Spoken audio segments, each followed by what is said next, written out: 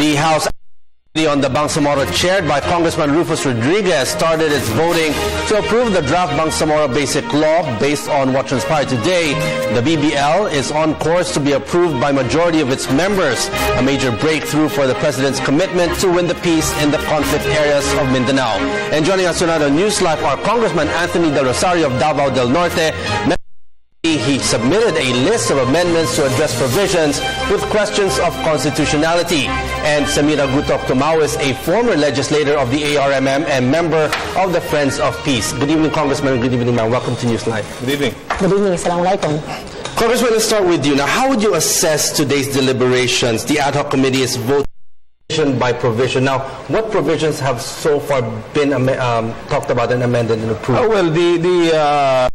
The rules that were adopted this afternoon when the committee started its deliberations on the draft being discussed today was to do it section by section.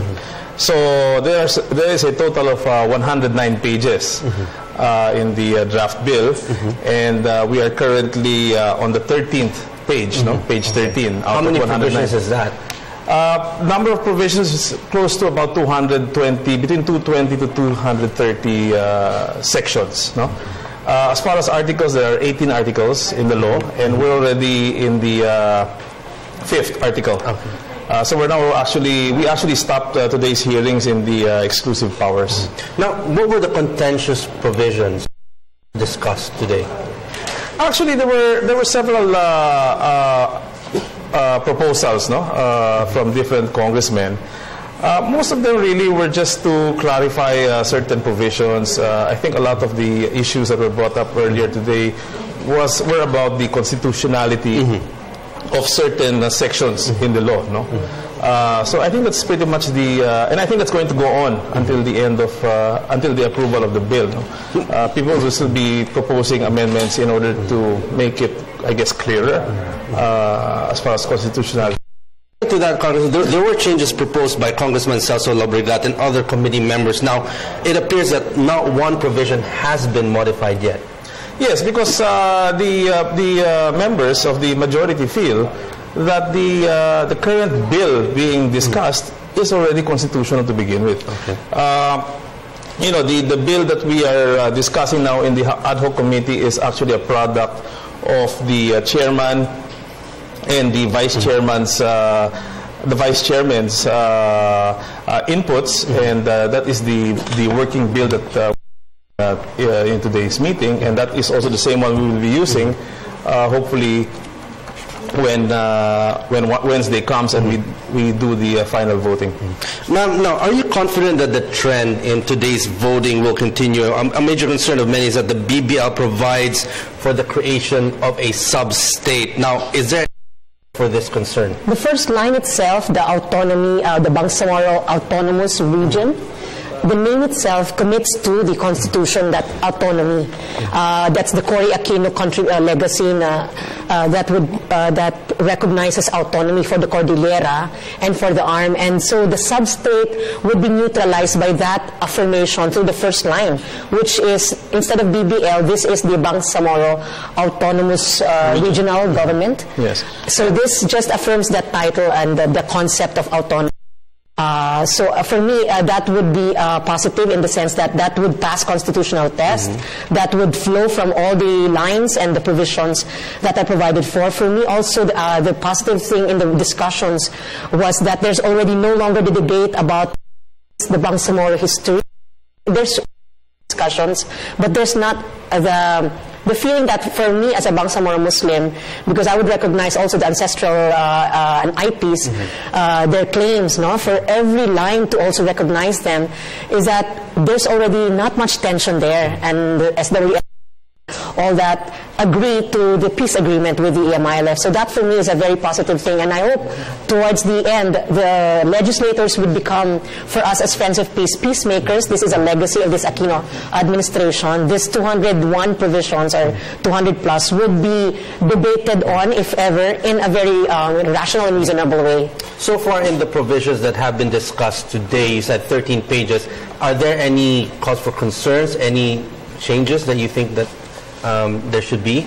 What I just saw is the discussion on contiguous territory. The areas, provinces, municipalities, or cities, so that want to be added or cannot be added, there will be a timeline, a 5th year or 10th year after which they could apply, and then there's the limitation that it only would cover only a province or a city. That's contiguous, Sir Congressman? Yeah, city, municipality, and province, for as long as it is contiguous. Bangsamoro. And a mention of the Tripoli. Yes. So the Tripoli, Congressman, is the 13 provinces that during the Numiswari, the first, the MNLF chairman of the past demanded when they formed the Moro National Liberation Front with the Marcos administration, is to demand the 13 provinces, and the plebiscite only gave way to 4.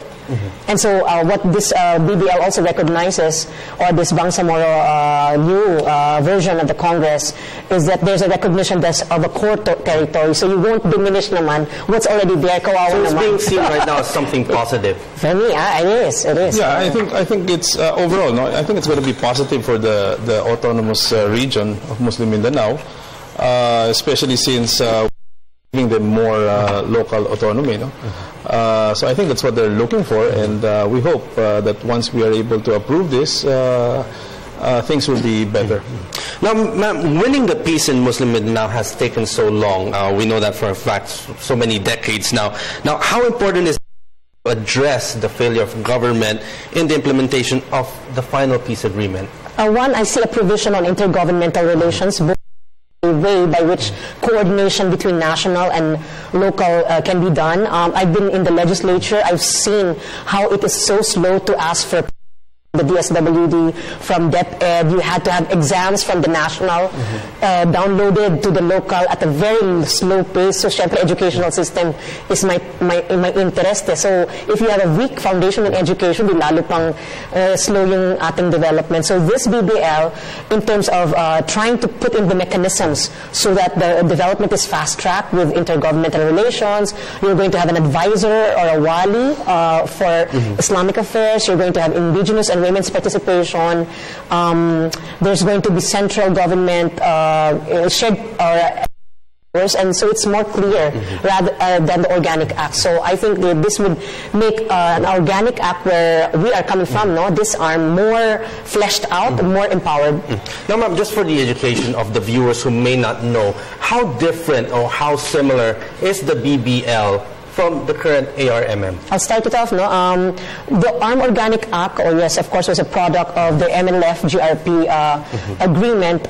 It's shorter in version, if I can compare it. There's no provisions on an Islamic advisor. There's no provisions on sharing, so this is higher sharing in terms of revenues. I think the taxations are more detailed. But a lot of it is really reflective of the autonomy. The more powers that are fleshed out here, they are defined more. There's provisions, the Social Security. I don't remember this. The civil service. There's other. The indigenous peoples, more articulation on women's participation. So I think this is more in comprehensive.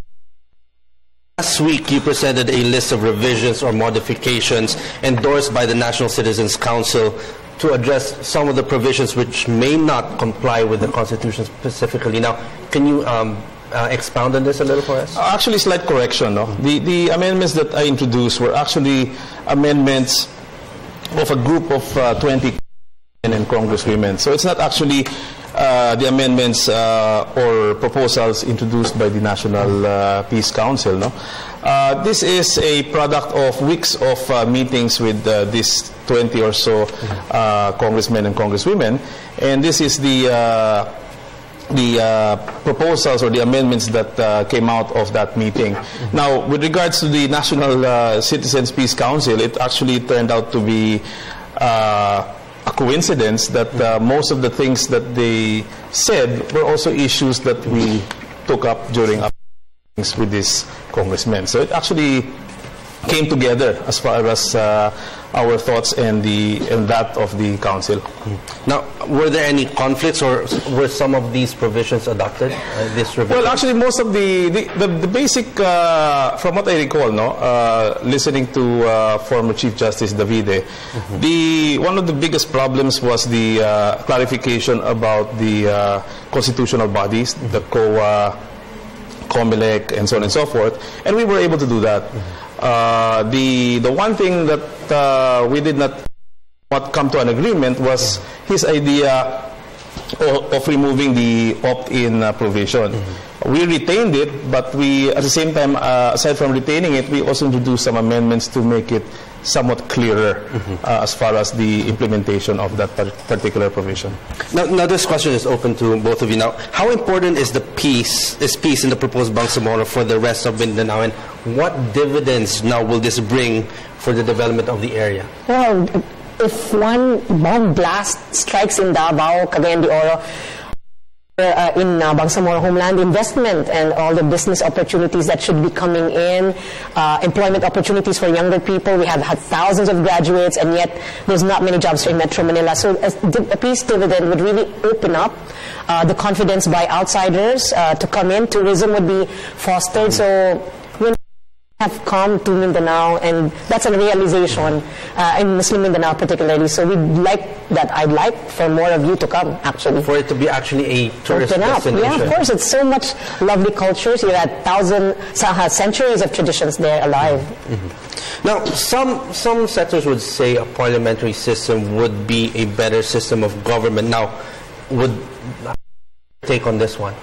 I think overall, yes is the answer. As a matter of fact, you will notice most governments around the world have already adopted the parliamentary form of government. No? I think, if I'm not mistaken, I think it's only the Philippines who is the remaining country in Asia that still uses the presidential form of government. No? One of the features, of course, of the parliamentary is the lack of the vote of no confidence, right? So at any point in time, can replace the chief minister if needed, and I think that's a good provision to have, that particular power given to the parliament in cases where there are problems as far as the leadership is concerned. Ako naman, I think the party-based politics rather than personality. You know, we've experienced the Ampatuan massacre.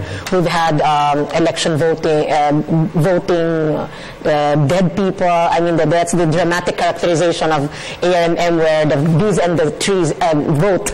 So this party-based system, this is 30 years in the discussions. Always lumalabas itong parliamentary, the federal form of government. But are we ready? And at least for us, I think in Bangsamoro, it's time to cut the ties, to really introduce the reform that's needed. I mean, I, for one, coming from Mindanao, I actually prefer a change in the constitution. No? I'm not going to hide that, because we feel it will benefit us in Mindanao.